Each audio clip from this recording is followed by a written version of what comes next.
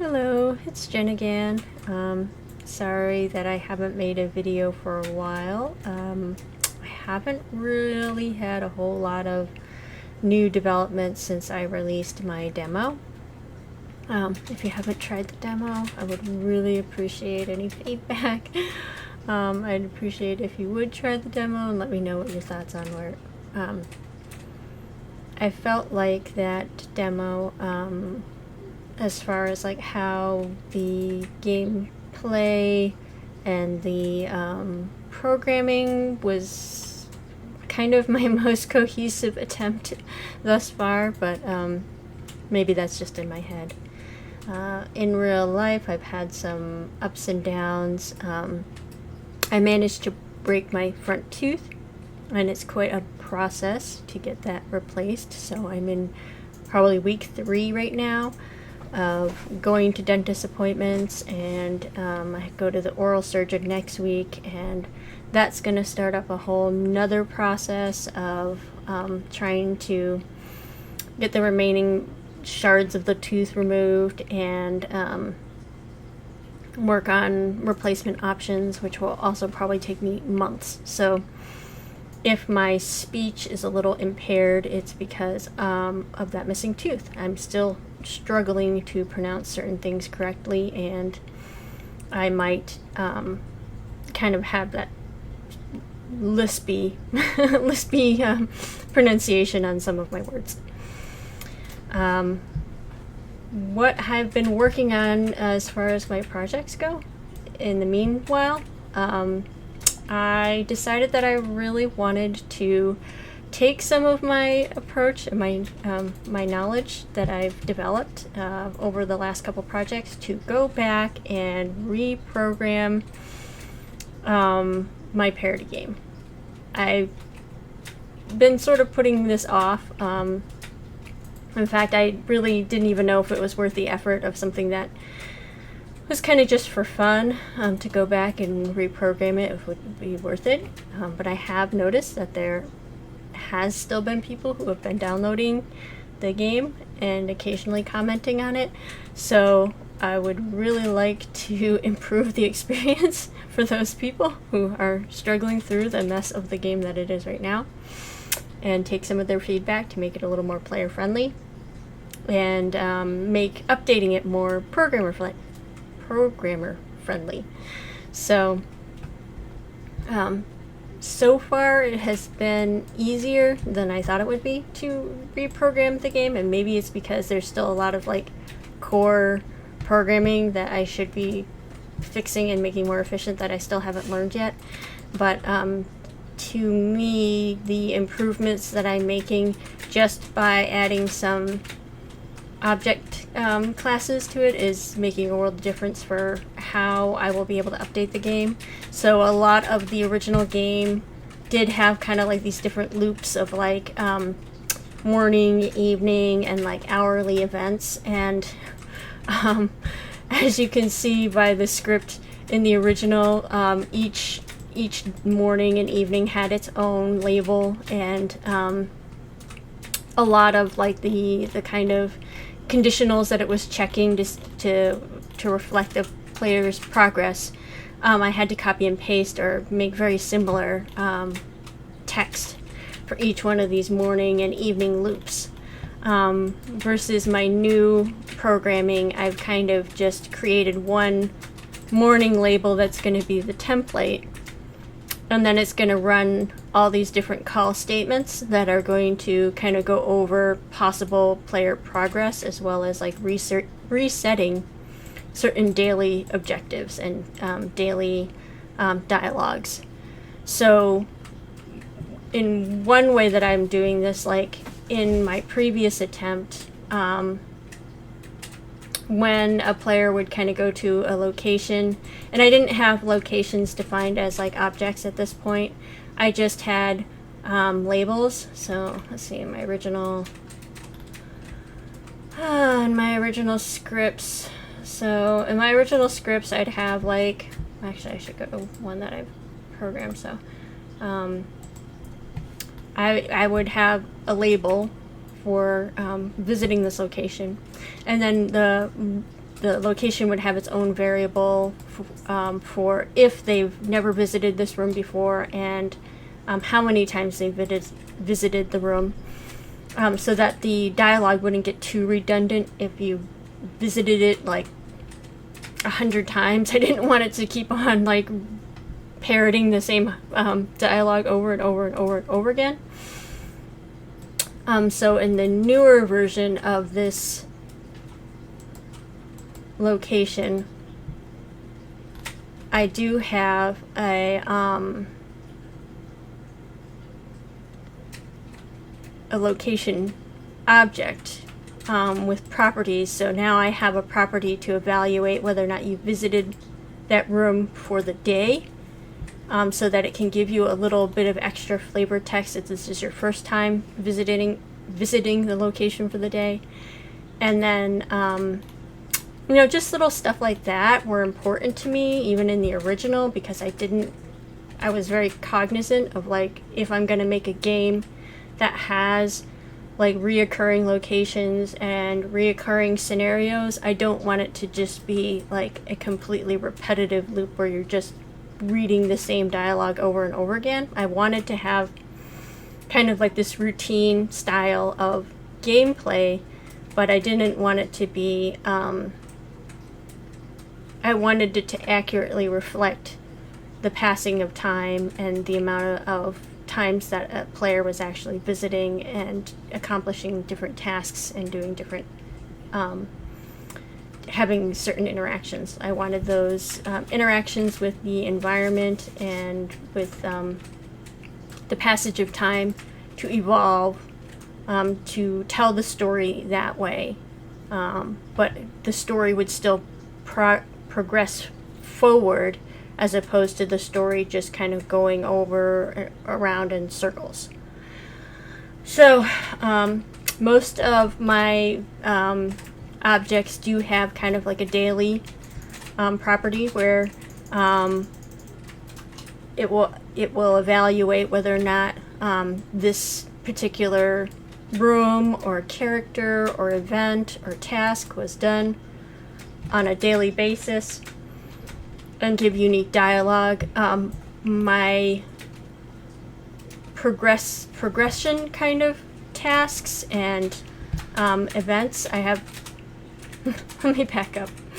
So I had in the original game these things called missions, where the player would try to increase their stats and increase their relationship status with the other characters.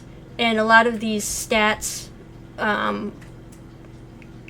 affected like what you were able to do in the game. So like if you had a certain magic level, that would affect whether or not you could unlock one of the additional characters. And in order to achieve that certain magic level, you had to increase your literacy level so that you could find and read the books that would level up your magic and kind of stuff like that.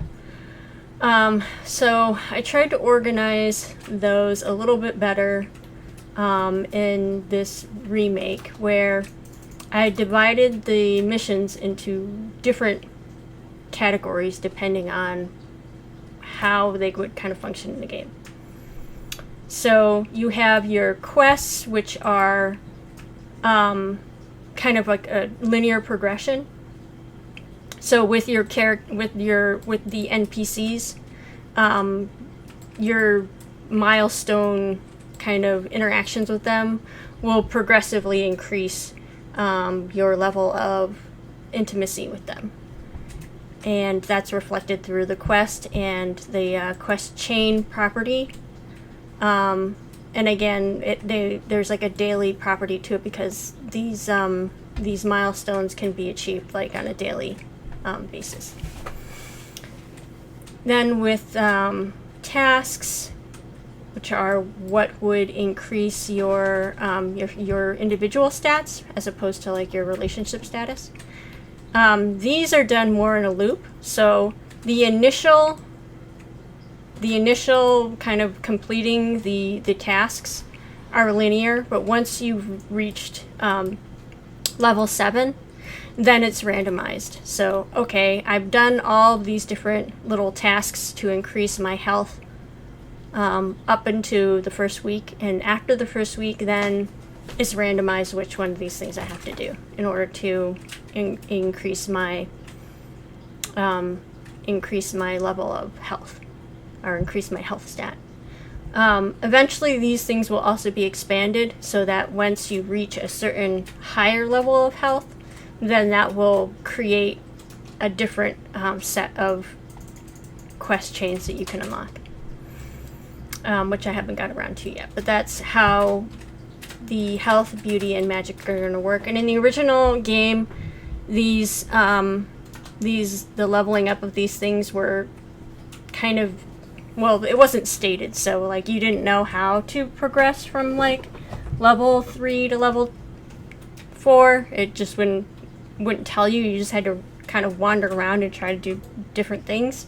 And it was and even like interacting with things was randomized too, so it was like very just by chance that you would level them up. And you would spend probably most of your day just doing a bunch of random stuff and not getting anything to level up. So some of the feedback that I got from that was that people were really looking for some more direction. So I went ahead and told, explicitly like what you have to do on that day to increase your level. Now, whether or not you can accomplish that for the day will still be kind of dependent on where the player is with their other stats, because as I stated before, some leveling up requires like characters to have a certain stat in a different stat to be leveled up, or you might even need to have your quest status to be at a certain place in order to level up to do some of these daily tasks. So just organizing them in this way, it's made it a lot more organized in my head as well. Having everything have its own separate variable and having each task just kind of written in as I thought about it. It wasn't very well planned, and it really kind of made updating the game like every day just kind of one step closer to just complete entropy. Like it was just every day that I added, things would kind of spiral a little bit more out of control, and I'd have to write all this extra code to kind of deal with what possibilities might unfold depending on where the player is. This strategy going forward is maybe, I don't think it's going to seem more redundant to the player, because I have a lot of these random dialogues. So there is more redundancy in this new version of the game, because I do have things kind of like set to repeat, to kind of have like an actual loop gameplay, not like a coded loop, but like a gameplay like built-in loop. I don't know if I'm explaining that quite well, but in the original game, everything was kind of just moving forward and like with new labels and new variables and just like branching off into an ever, kind of growing tree with more and more split possibilities.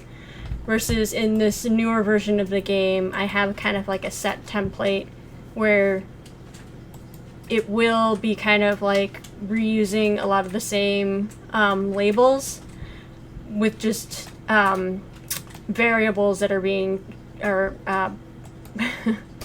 class object properties that are being tracked to reflect the player's progress instead of making new labels for everything. I don't know if that makes any sense. I don't even know if I'm using the right terms anymore. So with that kind of redundancy, I've added in these I've